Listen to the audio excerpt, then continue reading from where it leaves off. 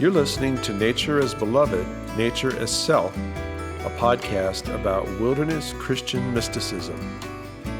I'm your host, Stephen Hatch, a contemplative living in New Mexico and former faculty at Naropa University. For over 45 years, I've been leading a simple lifestyle, combining family life with meditation, silence, and solitary time in the great outdoors. Along the way, I've developed an outlook rooted in Christian spirituality, informed by the world's great mystical traditions, and inspired by the wisdom found in nature. I'll be joined by my co-host, Will Warwick, also a contemplative, nature lover, and religious studies scholar. This podcast is for kindred mystics, lovers of nature, and people who consider themselves spiritual but not religious. It's for those who are genuine seekers of truth, goodness, and beauty. And it's for those who want to live a more authentic life. Please join us as we explore the vast landscape of this contemplative tradition.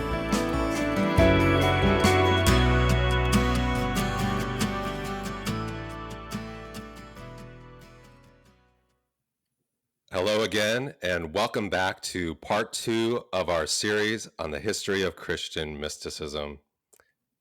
Stephen, how are you doing today? I'm doing good. Will, how are you doing? I'm doing good too. Great. How have you been? What have you been up to this past month, this past week? We took a trip about 3 hours up to southern Colorado near Salida to see our daughters. My youngest daughter and her wife live there, and it's millennial heaven. It's got all kinds of sports there: hiking, backpacking, fly fishing, rafting, mountain biking. Holly likes to say the religion of Salida is the river, the Arkansas River. Is that where they surf on the river? Mm-hmm. Yeah, that's where they Yeah. surf on the river. Yeah. And then Crystal, my older daughter, she came from Denver. So we had a great time. We went on some hikes. Holly and Anna's dog is named Gaia. And we went to a lake called Water Dog Lake, which I think was named after Gaia because she immediately gets in and swims as far as she can. It was a really nice time. And the photos were excellent. There's still some wildflowers out there. Yeah, there's still a few blooming. Yeah. But the aspens will start changing pretty soon. Yeah. I'm sure you're looking forward to that. How about you, Will? What did you do this past weekend? Well, this past weekend, we stayed at home. We didn't get out because there was a lot of wildfire smoke in the air. So I was hoping to hike, but I didn't want to hike in that. Also wouldn't have been able to see the mountains. But we stayed here, and I was able to get some photos of the wildfire haze, some beautiful sunsets, kind of eerie, kind of sad under the circumstances, but the images were beautiful. Nice. I'll look forward to seeing some more of those. Yeah, we sure have had the fires in the West here this summer, haven't we? We have, and it's disconcerting. It's hard to see, and I think it evokes in me and perhaps many people a sense of grief. Absolutely. Losing something. Especially knowing that some of it's due to our changing climate. Yeah. Another thing I'll add is the week before we were able to get out and do some hiking, we got down to the Columbia River Gorge. Oh, that is so beautiful down there. It is so beautiful, and really my first foray there hiking, and came across this wonderful waterfall. You saw the video of it. It's just the roar of it, and we were talking about this in the last episode, deep calls to deep, and the roar of your waterfalls, and there I just had that exact experience, and the waterfall was just so overpowering and mesmerizing, and I was just in awe. And I was, after the quiet dissipated a little bit, I was reflecting, just been like, I can relate to John Muir's experience of being baptized in Yosemite Falls a little bit more. Absolutely. Now. Yeah, those waterfalls in Columbia River Gorge are just amazing. They are. And there's so many of them. I know. I'm going to have to learn how to photograph them better and get back down there some more. Well, we're here. This is episode 4 of Nature as Beloved, Nature as Self. And on this episode, we're going to continue our journey through time as we survey the landscape of Christian mysticism. In our last episode, we met several key figures and were introduced to their insights and ideas regarding the spiritual life, the contemplative life. We began in the times of the Jewish and Christian testaments and made our way up to the 13th century. And now we're going to resume our exploration in the 14th century, first in Germany. And there we meet the Rhineland mystics, most notably Meister Eckhart and Johannes Thaler. Yes, well, the 14th century is sometimes called the age of adversity. Monastic orders had become corrupt. Church clergy were preoccupied with riches, and the Roman papacy was captive to French interests. There were 2 popes for a while. Millions of people were dying from the bubonic plague that was sweeping through Europe. There was 100 Years' War, and there were peasant uprisings in France and the Low Countries. And scholasticism had become overly cerebral. So the times were ripe for a resurgence of mysticism. In fact, a lot of people wanted to move within to try to get away from some of the troubles that they experienced in their external lives. So in this context, a very important mystic, Meister Eckhart, came on the scene, and he is probably one of the most popular of the Christian mystics. And there's also been a lot of dialogue between Buddhism and Christianity with regard to Eckhart. But with regard to wilderness Christian mysticism, he uses lots of images to talk about the inner being of a person that come from the landscape. For example, he talks about an interior desert into which no distinction ever peeped. He refers to both God, the source, and to the individual soul in this. He also says we have a little spark of divinity within us that is eternal, and everyone has this. He says that God is a still desert, and the soul takes God in his oneness and solitary wilderness, in his vast wasteland, and in his own ground. So desert imagery is very common for Eckhart, as is what we've seen before, the abyss or canyon imagery. He talks about the ground of being, and he talks about that within this ground, within this canyon, is a mirror that reflects the divine presence back to itself, so that the divine source, God, actually knows itself within this mirror of the soul. So we really get this. Eckhart would later influence such philosophers as Hegel, and this sense that the divine knows itself in the ground of the human. Eckhart is very interesting in that he has a mystical logic that's paradoxical. In the East, in Tibetan Buddhism, for example, this would be called crazy wisdom. So he'll make one statement and then shapeshift into its opposite. So, for example, he says God's going out is his going in. He says that it is an amazing thing that something flows forth, that's all of creation, and nonetheless remains within the divine. All creatures flow outward, and nonetheless they remain within. So there's this sense at the very moment when you see the outpouring of the divine creativity in the world, simultaneously there's a movement back into the silence and into the no-thingness. And each of these creatures, he says, is actually an echo chamber in which the divine presence is able to echo itself. He talks about the unspoken divine word that echoes audibly and visibly in all creatures. And as this echo of all things returns to the divine source, it's as though it has extra words added on and in a new voice. So all things have a creativity that's able to add richness to the divine life. So using the image of fatherhood, which is the traditional word for God in God's transcendence, he says, out of the purity God everlastingly bore me, his only born child, into that same image of his eternal fatherhood, that I may be father and give birth to him of whom I am born. It's just as if someone were to stand before a high cliff and were to shout, "Are you there?" The echo of his voice would shout back, "Are you there?" If he were to say, "Come out of there," the echo too would say, "Come out of there." So there's this kind of creative echo returning in a new voice.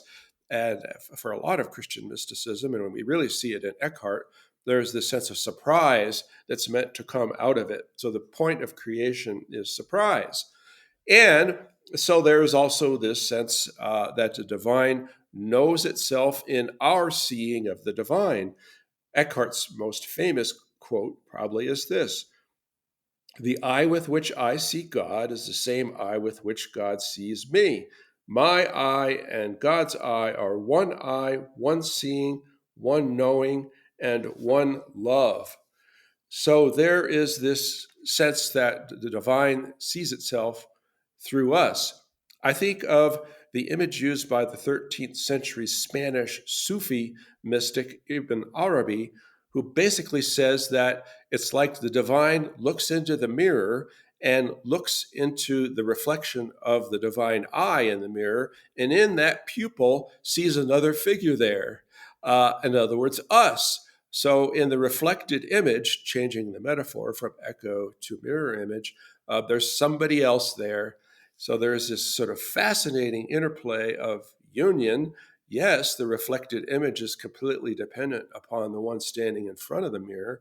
And at the same time, there is surprise and individuality that appears in the midst of that, that has a life of its own, that adds surprise and a sense of magic to the whole process. And Eckhart also says, interestingly, that we are a creator in other ways. He says that in the divine presence, in the presence of Christ, both humanity and divinity intertwine. So he says, because of that, my suffering is in God and my suffering is God. My suffering is God, and therefore it's not really mine, for God assumed me totally. He says in Christ there's so great a union of the Word with the flesh that he communicated his own properties to it. And here's the crux: so that God may be said to suffer, and humanity is the creator of heaven. So there is this two-way kind of transfer of properties between the two that's utterly surprising. Before we move on, I just wanted to mention another mystic, Johannes Tauler, who was a follower of Eckhart, and he's probably one of the first that echoes the modern experience that the divine is absent or seems non existent. It's a kind of a dark night, and he says a person feels so completely alone that they know nothing of God, and they're brought into an anguish where they no longer know whether they have a God or not, or whether God exists at all. And so here we have the sort of first inkling of what will happen later, this sense of complete absence, the sense that there is no meaning, that the mystic will eventually reinterpret as that spaciousness out of which all creativity comes. Seems like an emptiness, but it's actually like a womb that everything rises out of. So the Rhineland mystics have an incredible amount of vibrant spirituality. Wow, there is so much there. Where do I even begin to respond? Yes. Well, I think first, in listening to you, the one passage from Acts that comes to mind is, "In him we live and move and have our being." Absolutely. You mentioned early on with Meister Eckhart, we have a little spark of divinity within us that is eternal. And that sounds very much akin to the Atman, as it is referred to in the Vedic tradition. Mm-hmm. It also, the Buddhist part of myself comes in and begins to question, and this is a constant inner dialogue I have too. But what are you talking about? No self. What is this? Nothing's eternal. What is that thing? That's a really good point, Will. And it's significant that Eckhart and the other mystics they speak of a spark. And Buddhists, of course, talk about this sort of point of suchness that is Mm. beyond words. I think of the image of the poet Rilke from Germany, Austria, actually. He says, he advises us to be the crystal cup that rings as it shatters. So Mm. there's this sting, there's this sense in the very moment where the self we feel we've known dissolves, there's this kind of ringing. So Jesus also in the Gospel of Thomas says, "Come into being as you pass away." So each moment is like a firework. There is this radiant explosion and dissipation at the same time. And every moment is that kind of radiant dissipation. So Buddhism is a lot more dynamic than simply saying, well, there is no self. It's the spark that appears and disappears over and over and over again. And I think that's one reason why Eckhart is so, a lot of Buddhists are so interested in studying Eckhart. Yeah, I never heard it phrased that way before. That's helpful Hmm. to gain that perspective. Another thing you mentioned before is the divine seeing through us, Yeah, right? right. And I think that's very powerful, and it's been helpful in my own prayer life. That in that prayer, it's more of, let me see as you see, Christ. Let me see with the eyes Right. that you see. Let me hear with your ear. Let me listen as you would listen to others. Let me see others as you would. That I think that helps just Yeah. reorient myself differently Hmm. to other people. Well, of course, Eckhart says, he says, I pray to God that I might be rid of God or free of God. What he means is God as object, because what happens is the divine source is seeing through him. So if the divine source is seeing through him, you can't look at the eye that's doing the seeing because you are that eye and that eye is seeing through you. So he's very contemporary in that way, where you are being seen through. So the spiritual life then really is, what vision do you have of the world that is able to unify it all? And that's the divine seeing through you. So one other thing I'll add to our conversation of Master Eckhart is a passage from Love Burning in the Soul. So this is the author, James Harper, speaking. For Eckhart, the way of the mystic is founded on the individual's detachment from the world. This includes freedom not just from possessions, but also from the images of objects that impede the mind. We need to strip away all images and to love God non-mentally in simplicity, without holding on to any idea of God as spirit or person. We must love God as God is, one, Mm. pure, simple, and transparent. Yes. And of course, part of the point of the detachment, too, for us, is not to get away from the world, but to become an empty echo chamber in which the divine presence can echo in a million different ways. So I find that absolutely fascinating in Eckhart, that use of the echo. Yes. And this idea of detachment, I think, too, is a segue into our next section. And we're jumping the pond from Germany to England. And a book called The Cloud of Unknowing was written by a monastic there. Tell us a little bit about that, please. Yes, in the 14th century, a nameless Carthusian monk who lived on the coast of Britain where there's constant fog coming in wrote this sort of classic manual on contemplative prayer called The Cloud of Unknowing. Thomas Keating and others in the 20th century actually relied on this 14th century work to help develop their own centering prayer method.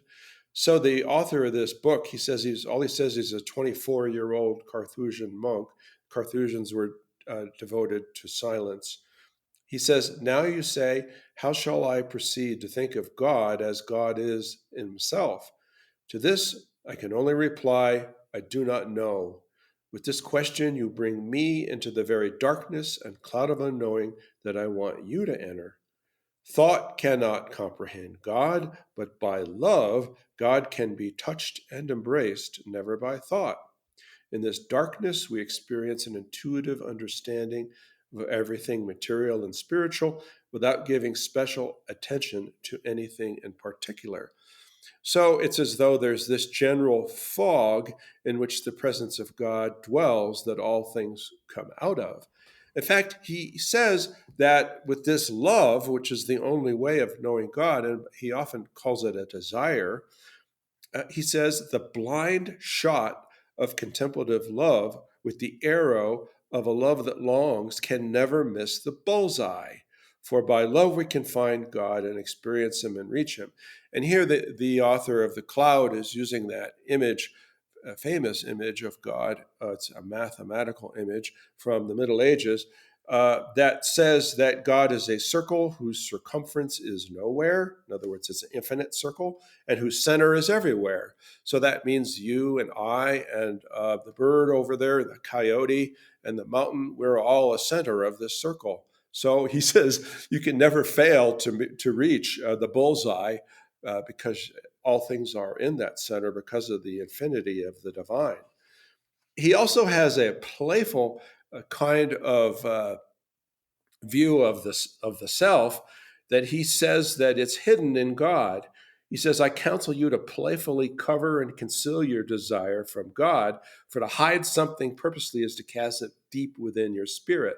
There's a sense that God is to be found in the inner hiddenness and darkness. But then he says, it's fascinating. You know how people are always looking for experiences of the divine, right? He says, well, whenever you experience sweetness and consolation in contemplation, it's because God breaks open the fruit of your own prayer and gives you a part of your own present.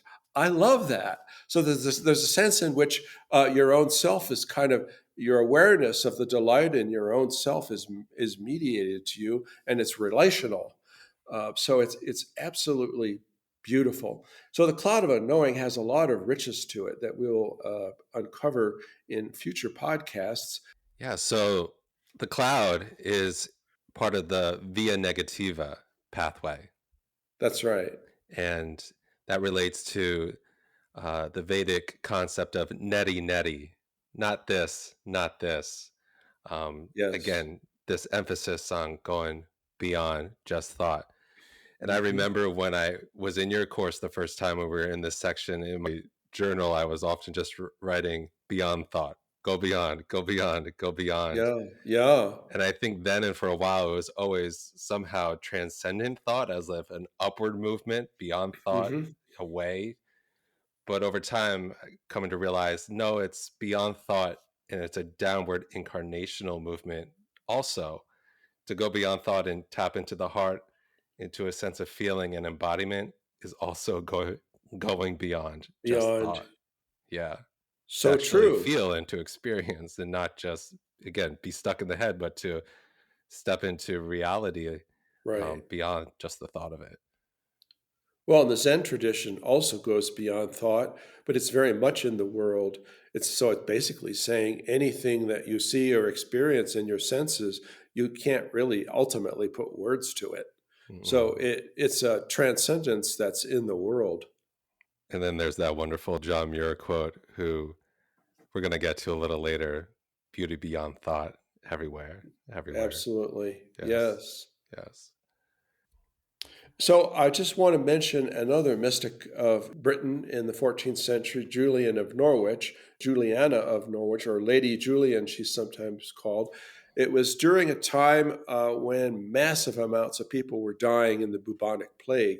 So she was a hermit or anchoress that lived in a sort of side room of the church that had access to the outside. People would stand at that window and she'd give them advice.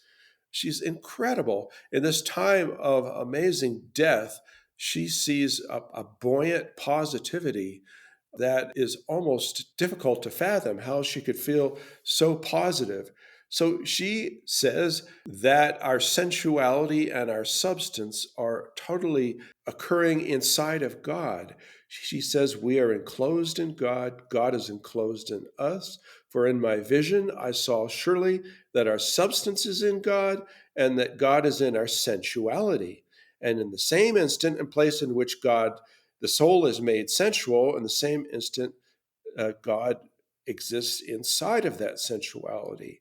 And she says in her vision, she saw that when the inner soul is cleaned of the superficial, that she says, I saw fairer and richer clothing on the soul than I did in God. So she has this, again, this sense of the incredible dignity of the soul. In fact, she says that the individual person is God's bliss and God's reward, and that God is endlessly thirsty for us. And she's the one that talks so much about what she calls the motherhood of God. She says that because we're nourished by God in the bread and wine of the Eucharist, it's like the infant sucking on the breast of the mother.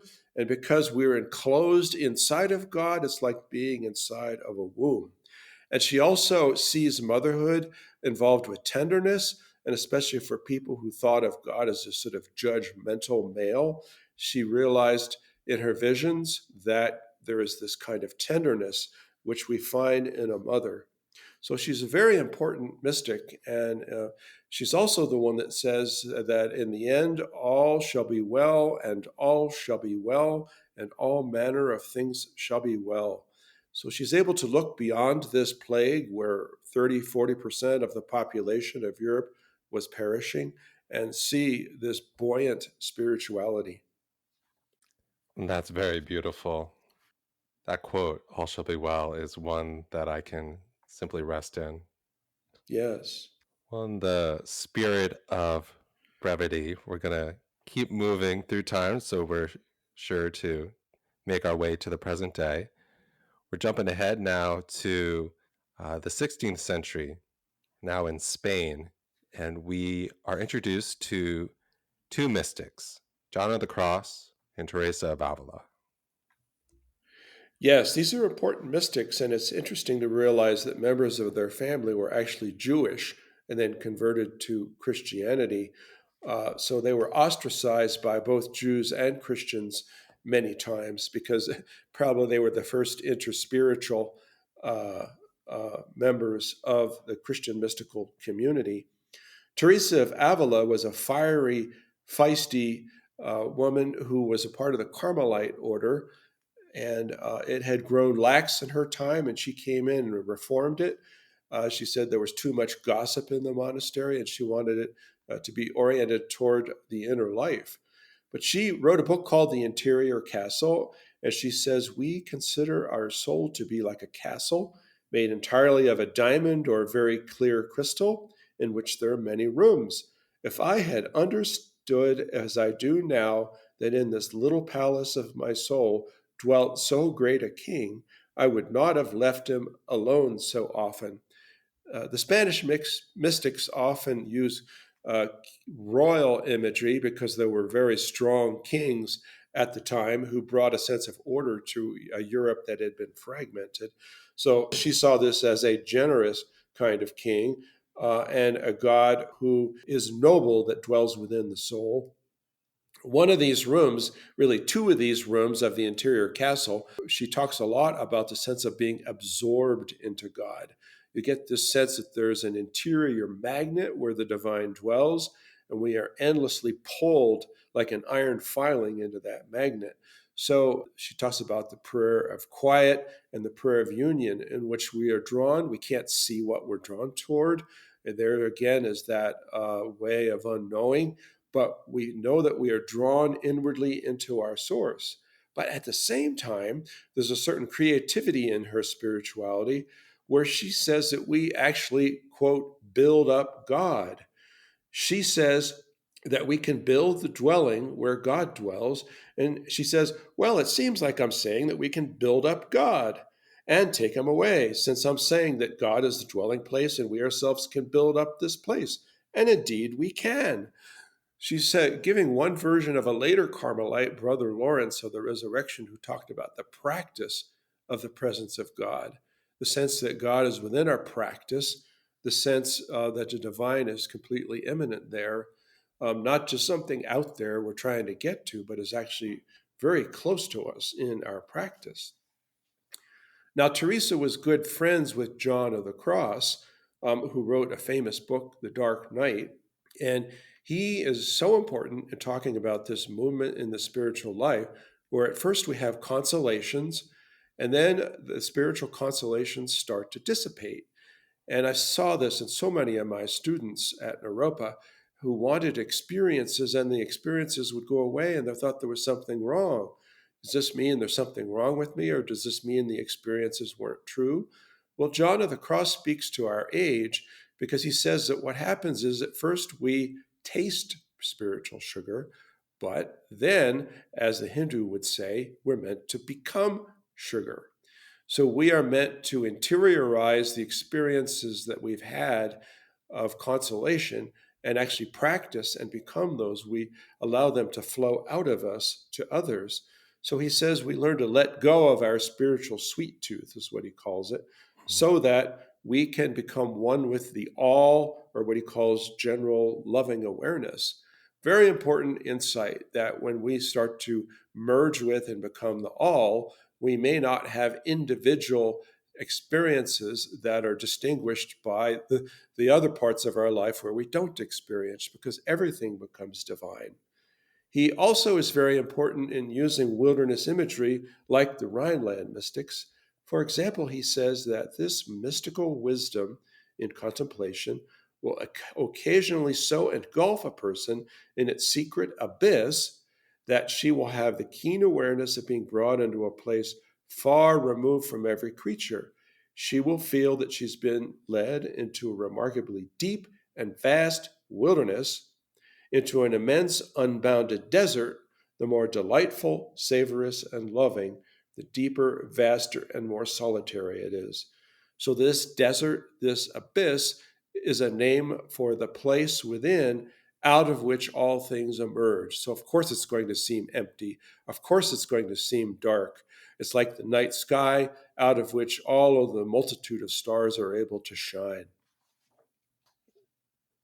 One of the ideas that resonated for me was you speaking of Teresa and the idea that we build up God, and then referring to Brother Lawrence, the practice of God. Yeah. This is why it's a practice, because it's not just second nature for us all the time, or we tend to forget for whatever reason. This is why I love the imagery of a garden or just wild places in general. Mm. Um, rather than building up God, we are to cultivate that presence of God within ourselves.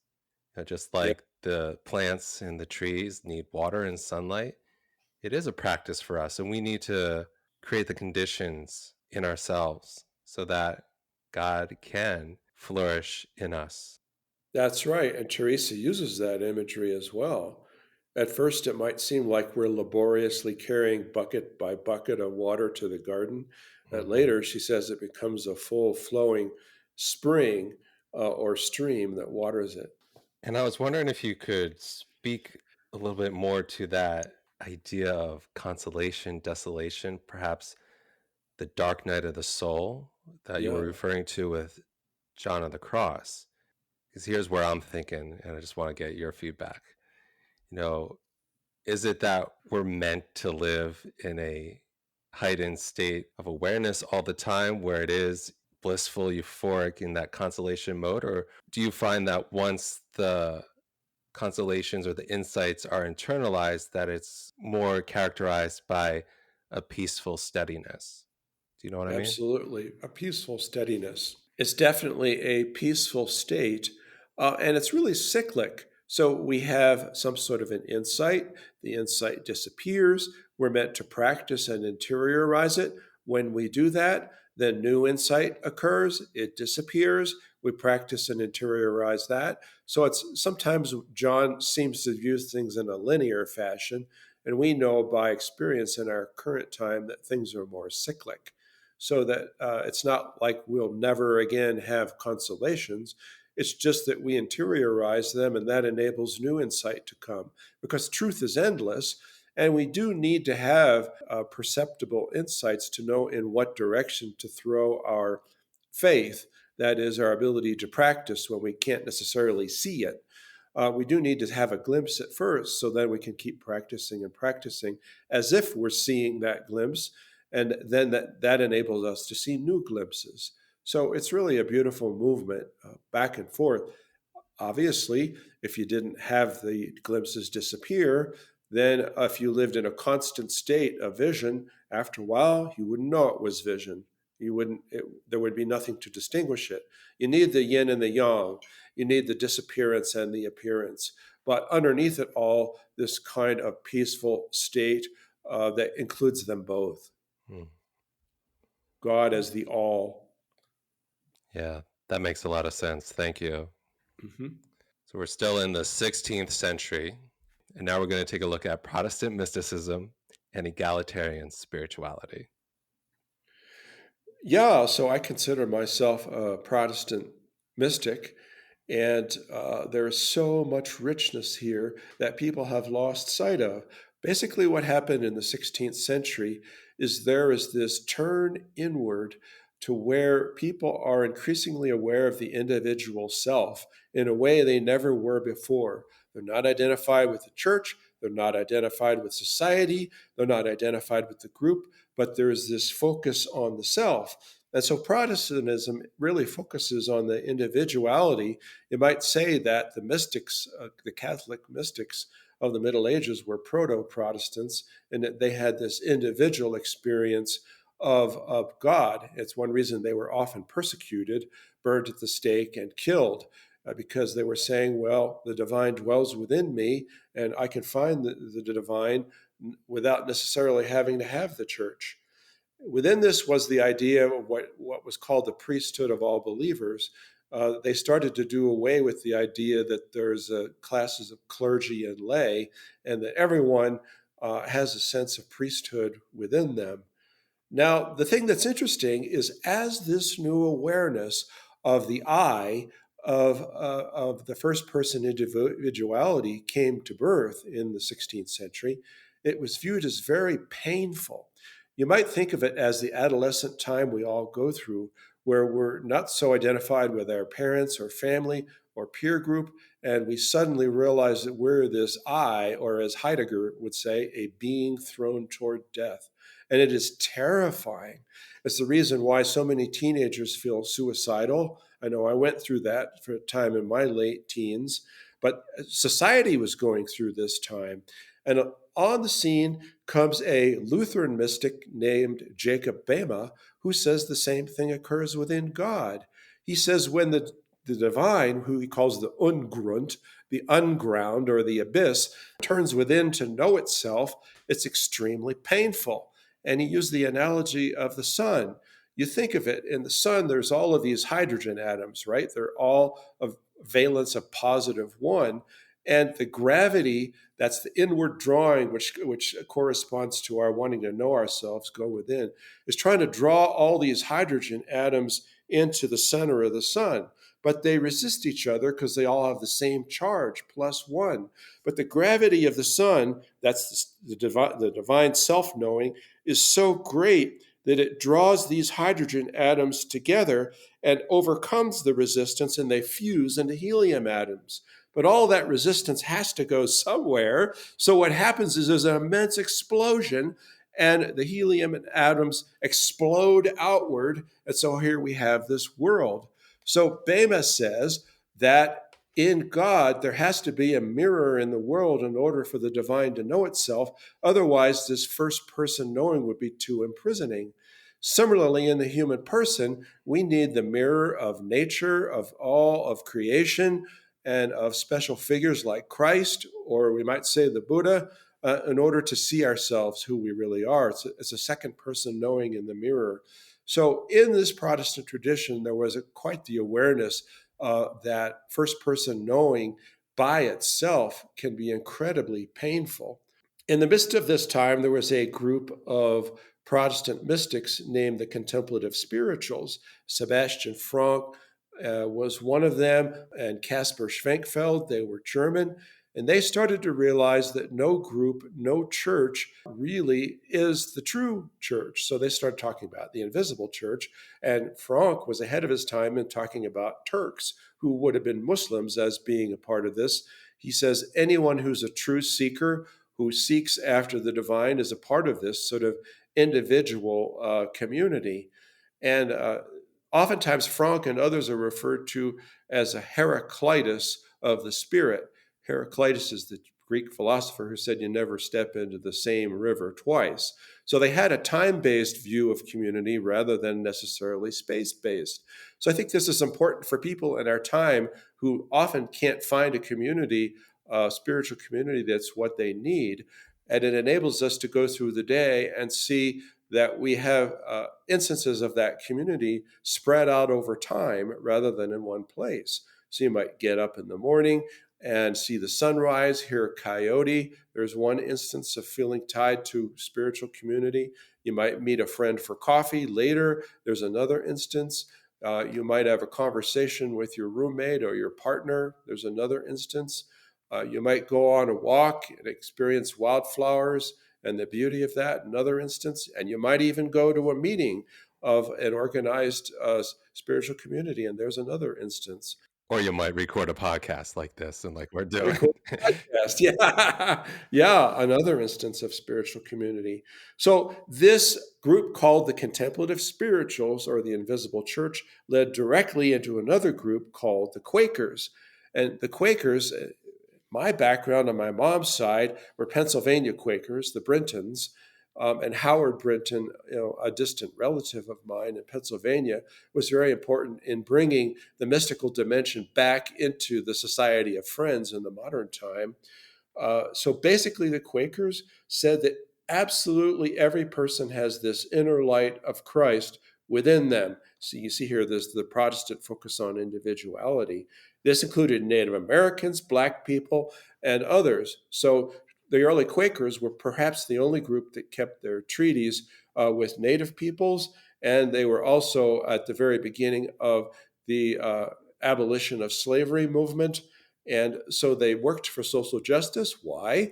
Because they saw the presence of the divine in everything. So, for example, Caroline Stephen, who was in the late 19th century, said the one cornerstone of belief upon which the Society of Friends is built is a conviction that God does indeed communicate with each person in a direct and living and breathing of the divine life, and never leaves us without a witness in our heart. And she says that we need quiet in order to discover this inner voice.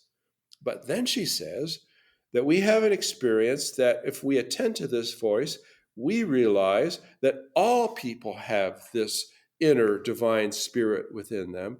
And she says that this leads us then towards social justice. For example, Thomas Kelly, another Quaker writer, he says that we all go back to a single center, and it is out of that center that we realize we all come forth out of the silence, and this gives us the impetus to work for social justice because we're all rooted in the same divine spirit. I love it. I love it. And this one idea that resonates for me, and perhaps many others too, what you mentioned with the Quakers, that all things have the inner light of Christ within them. Yes. And I think that's so important. That's really a fundamental attitude. And that leads to respect and reverence, appreciation, and many other qualities. But it's a very important starting place for relating with God, with others, all of life. Absolutely. It also brings to mind that Hindu Sanskrit term namaste or namaskar, a typical greeting in that culture. Translated, that means the divine within me recognizes the divine in you. In you. Yeah. Perhaps we can even take that further and interpret it as, seeing the divine in you helps me recognize the divine in me too. Going back to that mirroring quality you were referring to before. And Seeing that, who we really are in the mirror of the other. yeah, and that is why spiritual community, spiritual direction, other things are important because we need to be able to see ourselves. Here, and you talk about listening to each other into being, but this Yeah. is a central reality that why relationship is so important in the contemplative spiritual life. Well, here we have the image of the net of Indra, which some Buddhist traditions use. It's like this vast net with a jewel tied in each node, and every jewel reflects every other jewel. Yeah. So each of us is a jewel that's needed to reflect the jewelness of the jewels that are next to us. Yeah. I also find it very powerful too how, this idea, this sentiment really is connected to social justice. And I Absolutely. think here we see it a little bit more clearly too that, the contemplative life isn't so much just going inward. And we talked about it earlier in this episode too, that eventually it brings you back out. That's And right. you're talking about the hydrogen and the sun analogy, Uh, etc. Eventually you reach a point where, you can't go inward anymore. no, You need to go out, you need to participate, you need to yeah. serve and help and share, etc. It's explosion outward. Yeah. Yeah. It's all so beautiful, so helpful too. Let's look now at the 17th century, France, Italy. Quietism appears on the scene. Can you tell us what that is, why it's important? Well, what happened by the 17th century, this sense of the individual self and that concentration of moving within was so painful that people wanted to get away from this inner imprisonment. They were saying, how do I know I really love? How do I know I have faith? How do I know I love God? And it was absolute agony for them. So a whole group of mystics came along and said, just let go of the self, abandon yourself to the divine, abandon your abandonment, and abandon even the practice of thinking that you're abandoning, and just sink into your inner source. And so these were called the Quietists. And tens of thousands of people in Europe started practicing contemplative prayer, sort of on the order of the cloud of unknowing. There are other manuals that were written during this time by Miguel de Molinos, Madame Jean Guyon, and Francois Fenelon that talked about this inner movement of abandoning this first person I and letting it rest. So, for example, Fenelon said, he said, rest in the one who tranquilizes all things, who is peace itself. Bury yourself in God till you lose yourself in God. Find yourself no more. It's in the forgetfulness of the I that peace dwells. Wherever the I creeps in, it throws the heart into convulsions. Happy is the one who gives themselves to God without reserve, without reflection, without even knowing that they are giving themselves. So there is this kind of rest and ability, to get away from the I for a while. I think it's why so many people in our time often need something to tranquilize them, whether it's alcohol, drugs, or whatever, because this sense of the inner I and its stresses is so imprisoning. So this was a form of finding a deeper source of tranquilizing. But of course, what happened was all of these people basically were finding the presence of God within. And so the hierarchy of the church really clamped down on it because people were not necessarily going to church to find their spirituality. And so it was stamped out. And basically, after that time, until the 20th century, in Europe anyway, there was a sense that mystics were just a specialized class of people, and you could never be like them. You just had to go to church and listen to what the minister or priest said. So until the 20th century, really, contemplation sort of went underground because this movement was stamped out. I really like that one line from Fenelon. It is in the forgetfulness of the I that peace dwells.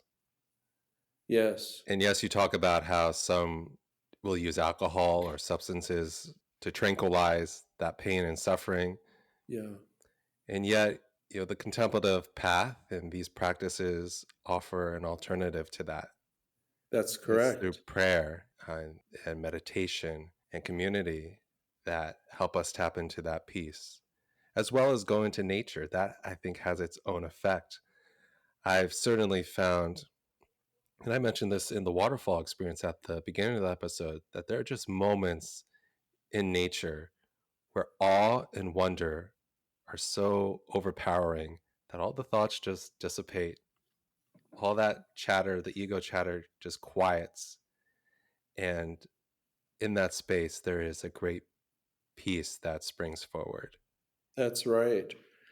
This leads us to the next era in which the sense of self was so concentrated that among Protestant mystics, namely the Puritans, uh, they had a sense that humanity was fallen. In other words, you might interpret this as the sense of that imprisonment within the I is so strong, you want to get away from it. However, the English Puritans saw that nature was unfallen, so they went to nature to find a sense of peace that they could not find within that first person sense of self. Even a person like Jonathan Edwards, he says he had to go out into nature there in Massachusetts in order to find the presence of God. And this is an absolutely fascinating era of history, which is so these folks were a lot like modern people. I know a lot of young people say, are humans good for anything? Should we just go extinct? Are humans just completely messed up? So they're kind of echoing the way the Puritans felt was, wow, is there anything good about humans? Let's go to nature to find out who we really are. So interestingly, the U.S. environmental movement came out of first English Puritanism and then out of Scottish Puritanism. John Knox, who was a Presbyterian, that is, a Scottish Calvinist, saw greed as the chief sin. And so, therefore, all of these presidents in the administration, Teddy Roosevelt and others, he was a Presbyterian, in other words, a Scottish Calvinist, said, okay, we need to set aside these wild areas in order to find the temple of nature where we can find rest. Even Stephen Mather, who was the first Secretary of the Interior, or rather Director of the National Park Service, his relative from his past was Cotton Mather, who was a Puritan preacher. So it's very interesting. There's a book called Inherit the Holy Mountain that talks about the history of this, how it was the Puritanism that brought forth the environmental movement. John Muir, of course, was a figure who came from Scotland. He came from a Calvinist background. His father was incredibly oppressive, and John found respite in the woods. Eventually, when they emigrated to Wisconsin, first he found it in the farmland of Wisconsin, and later, of course, in his explorations of the Sierra Nevada in California and in Alaska. He was absolutely buoyant in finding this sense of divinity in the natural world. He had kind of a low opinion of humans en masse, although he had many friends, and found that it was in nature that we find the mirror of who we really are and that we find God. He said, the earth, as seen in the clean wilds of the mountains, is about as divine as anything the heart of humanity can conceive. Oh, these vast, calm, measureless mountain days, inciting at once to work and rest, days in whose light everything seems equally divine, opening 1,000 windows to show us God. For, and here's his most famous quote, when we try to pick out anything by itself, we find it hitched to everything else in the universe. When we try to pick out anything by itself, we found that it's bound fast by 1,000 invisible cords that cannot be broken to everything in the universe. One fancies a heart like our own must be beating in every crystal and cell. Everything is so inseparably united that as soon as we start to describe a flower or a tree or a storm or a Native American or a chipmunk, up jumps the whole heavens and earth and God Himself in one inseparable glory. So we find this sense of peace, we find the divine presence, we find who we really are in the natural world, And we find this sort of horizontal union in which everything is connected to everything else. It's all part and parcel of the same God. So John Muir has been one of the most inspiring figures in my life. I first encountered a story of his in the third grade reader. And then later in my 30s, I explored his readings to find the spirituality there. And I've written 2 books about him. Would it be safe to say that John Muir is one of the patron saints of wilderness Christian mysticism? Oh, absolutely. Yeah, Yes, he's definitely one yeah. of the patron saints. He wasn't perfect. He had to No. evolve in his view of natives. Early in his life, he saw natives as he didn't understand them, and he didn't have much good to say about them. But that when he went to Alaska and he found native communities whole and entire, he realized that they were actually better than most people in the mainland, better than whites, better than Euro Americans. And so he realized that their philosophy was very similar to his own. I appreciate you saying that. One of the things that I have wrestled with about Muir is sometimes that sentiment, almost a disdain for the world and life in a city or life in a town.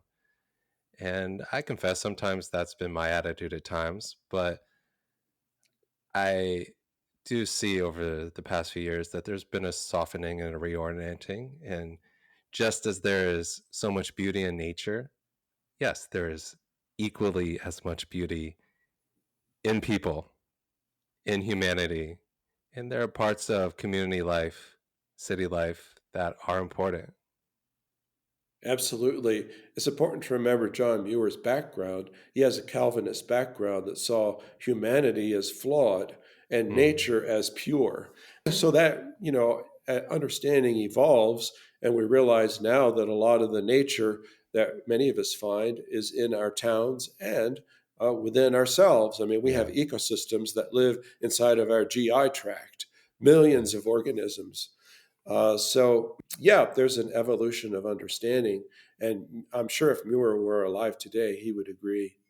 yeah. Yeah, and that's helpful, and that helps me, make sense of it a lot more and put things into perspective. Now, we both know we could say a lot more about John Muir. We have in previous episodes, and we're certainly going to circle back to him in later episodes. Absolutely. We'll devote a whole episode to his spirituality. Yes. So let's jump ahead now, getting closer to current times. We're in the 20th century Russia, and speak to us, Stephen, about Sophia and the sacred feminine during this period of time. Well, we saw earlier the presence of Sophia in the Gnostic traditions, and actually that tradition carried on down within Christian spirituality. But in the Orthodox Christian tradition in Russia, there was a resurgence in the realization of the sacred feminine in Russia. And of course, she's called Sophia, another word for wisdom. And for example, Vladimir Solovyev and Sergei Bulgakov are 2 of the Sophiologists, as they're called, who saw this as a presence that indwells the world. Ever since Plato, there had been talk of the anima mundi, the soul of the world.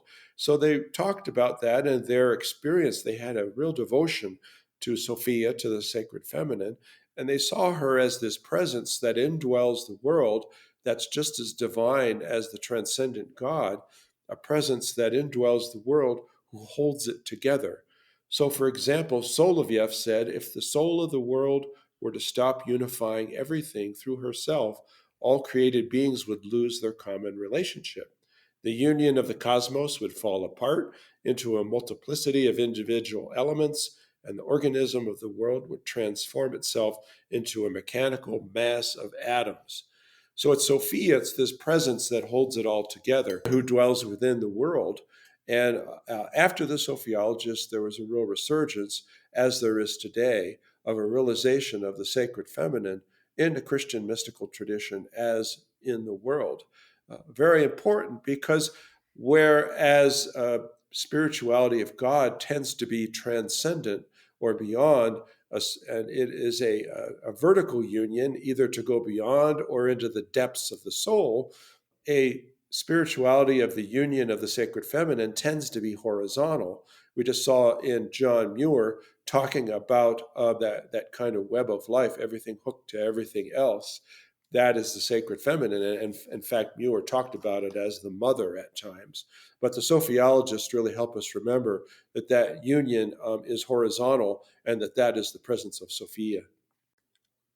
Well, this Sophia wisdom that we speak about is contrasted to Logos wisdom.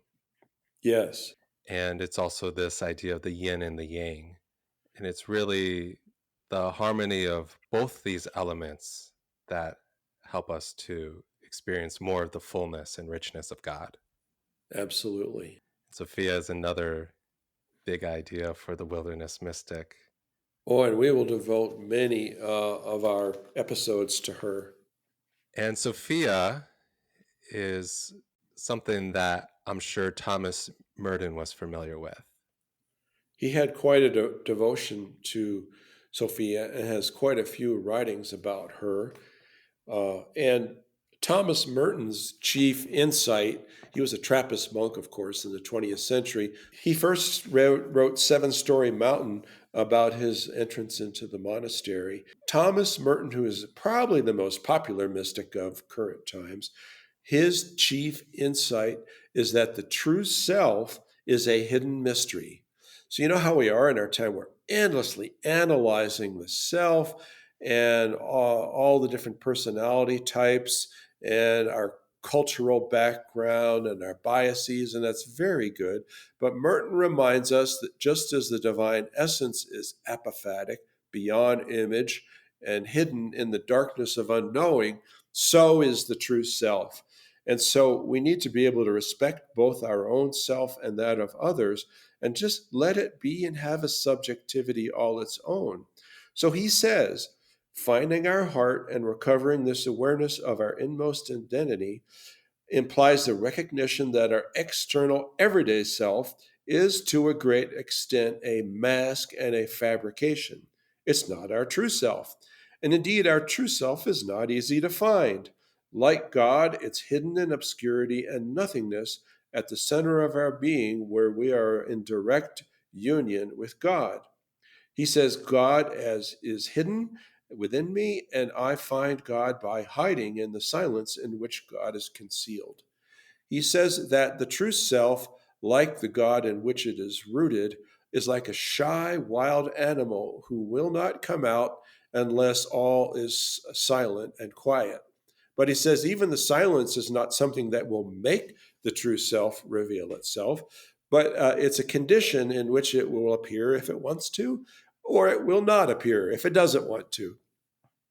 So I think one of the things that I do on retreat is to just be quiet and allow that which is deepest in me to emerge, because often I've repressed it during the day in trying to live in society in the more superficial self, and it takes some time for that shy wild animal within to reveal itself. And when it does, it's always an amazing experience. But I have to respect it and realize, like Merton says, it's not like an engine in a car. It's a part of the self. Oh, that's my true self. No, it has a subjectivity all its own, which is rooted in the mystery of God. It's that eye that looks outward. In a sense, it's not a thing at all, as he says. It's a particular way of seeing, and the divine is seeing through it. So, of course, you're not going to see that which is doing the seeing. It has to reveal itself in a whole new view of the world. So Merton is very important in that way. And of course, Merton is really huge in his ability to find divine self and God in the presence of nature. He writes about nature a lot. And he says the forms and individual characters of things constitute their holiness in the sight of God. This leaf has its own texture and its own pattern of veins and its own holy shape. I love that. How necessary it is for contemplatives to work in the fields, in the rain, in the sun, in the mud, in the clay, in the wind. These are our spiritual directors, and these are our novice masters. They form our contemplation, they instill us with virtue, They make us as stable as the land we live in. So Merton, as a true modern, I felt the imprisonment of that self trying to analyze itself and just said, just let go. Let the inner self be what it is. Let it reveal itself in its own time. And nature becomes a kind of mirror in which we find ourselves. Yes, I find Merton often to be humbling. Absolutely. And you mentioned this when speaking about him, that he refers to the true self. The true self is like a shy, wild animal. Yeah. And listening to you, the word that comes to mind is gentleness. That Oh, a absolutely. that a large degree of gentleness is required in the contemplative life. Maybe not Including, required. Yeah, exactly. Maybe not required, but included, or that's the quality that accompanies it, or that's a result of it. but gentleness, including toward ourselves. Yes, Yeah. absolutely. We're so harsh on ourselves. Oh, yes, that gentleness. What a delight it is to find a pine marten or fox come out from, a burrow and then disappear again. We view our own selves that way, that gentleness. So we're staying in the 20th century, and another person who is a key figure here in Wilderness Christian Mysticism is Howard Thurman. He was a spiritual advisor to Martin Luther King, and he was very influential for you. So please do tell us more about Oh, his insights. Yes, Howard Thurman is one of my favorite mystics. I've listened to hour upon hour of his sermons. He was a Black Baptist minister. Actually, he studied with Rufus Jones, a Quaker, 2 miles from my house at Haverford College, and it really helped in later years him develop his contemplative dimension. But as a child, growing up in segregated Florida, in Daytona Beach, obviously it was a very difficult environment to grow up in, where you have segregated water fountains and segregated bathrooms and all the rest. So he found solace in nature, especially in the sea. He liked to go out in his rowboat and be on the sea with the stars. And he had a backyard oak tree that he would have conversations with. And these gave him strength to be able to get through these very difficult times. Uh, Later, he found it was in mysticism that he experienced oneness. He experienced his own unshakable rootedness in his divine source in mysticism that could counteract anything he experienced externally in the oppression of the dominant society. But it was that oneness that eventually enabled him to find the oneness of oppressed and oppressor. It was this mysticism that enabled him to find union with the sacred in everyone else.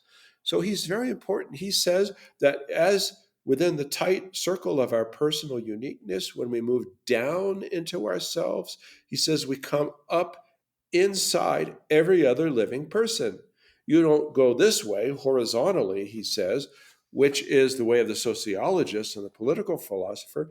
For the mystic, he says, you go down in yourself, and what you discover, you universalize so that when you look in the face of a person, you see your own face. So it was a sense of an aquifer, and each of us is a well, and as we go deeply within ourselves, we hit the aquifer in which we are all connected. So it was for this reason, he says, that the oppression of others, whether it's racially or otherwise, he says, is such an anathema. He says the source of life is God. The mystic applies this to human life when he says there is in every human being an uncreated element. There's the spark of Meister Eckhart's spark. In the last analysis, the mood of reverence that we should characterize all of humanity's dealings with each other find its basis here. The demand to treat all human beings as ends in themselves, or the moral imperative that issues in respect for personality, finds its profound inspiration here. To deal with people on any other basis, to treat them as if there were not vibrant and vital in each one the very life of the very God, is the great blasphemy. So there is the impetus to find the motivation for social justice. And in his case, it was often racial justice in the civil rights movement, is to find that divine presence within all. Martin Luther King says we're all brothers and sisters. Howard Thurman, the mystic, goes even further to say that God is within each of us and there is an uncreated element in us. So it's that basis that enables us to treat our fellow human beings as divine and as equal. This is so powerful and profound. And this echoes what we talked about before with the Quakers and the inner light within.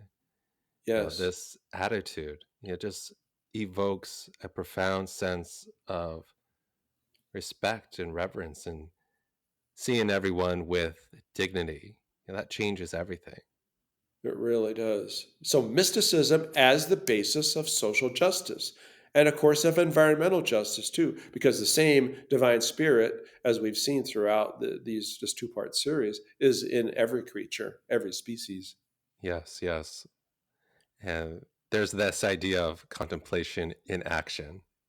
Absolutely. We'll It's not, talk. yeah, it's not action added to contemplation. Contemplation automatically leads to action. Yeah, yeah. And it imbues it with a different quality, a Depth, yeah. vitality and depth. Absolutely. Yes, that's right. So, midway through the 20th century, we had the hippie movement, which spurred the centering prayer movement. And Yes, you can speak to this from your own experience now as we're getting closer to the present day. that's right. So, please do. Well, what happened, of course, during World War II, after World War II, there was immense migration of spiritual masters from the East over to America. Zen Roshis, Hindu gurus, Tibetan Rinpoches, Taoist masters. So there was an incredible cross fertilization.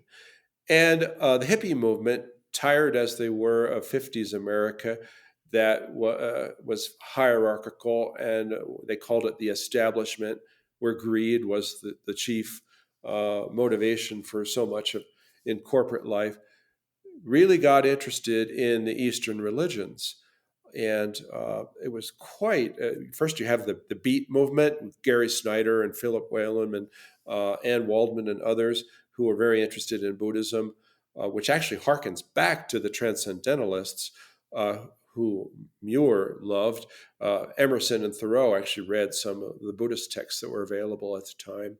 So what happened was in America, a lot of young people were going around to the different spiritual communities of the Eastern religions and asking to learn their form of meditation. So there was Zen meditation and there was transcendental meditation in Hinduism. So then they would come to a Catholic monastery and say, okay, well, what's your method of meditation? And the monks would go, oh, well, we don't usually talk about that. We kind of naturally fall into meditation after years of study, but we haven't thought about it in those terms. So what happened was in one of these monasteries, a Trappist monastery, they are the same order as Thomas Merton. There were three monks, and this was in St. Joseph's Abbey in Spencer, Massachusetts. Thomas Keating, Basil Pennington, and William Menninger said, okay, let's go back into our tradition. And they went to the Cloud of Unknowing and to some other works, and they developed a form of meditation that they could easily share. Thomas Keating called it a monastic capsule, like a medication that you might take 20 minutes a day, 20 minutes twice a day, a form of meditation that's rooted in the Christian tradition. Remember, after the Quietist movement, there was a kind of a loss of the sense of contemplative prayer in that tradition, although Thomas Merton started to bring it back. But it was really the Trappist, Keating, Pennington, and Menninger that developed this centering prayer. And of course, simultaneously, up in Canada, John Main and others were developing the Eastern Orthodox tradition of prayer of the heart into another form of meditation rooted in the Christian tradition that could be shared.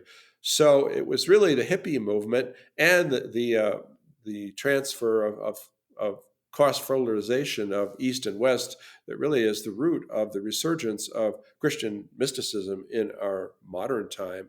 And of course, Thomas Keating was my spiritual mentor, and he was my spiritual director, and I was able to spend a winter with him on retreat in 1984.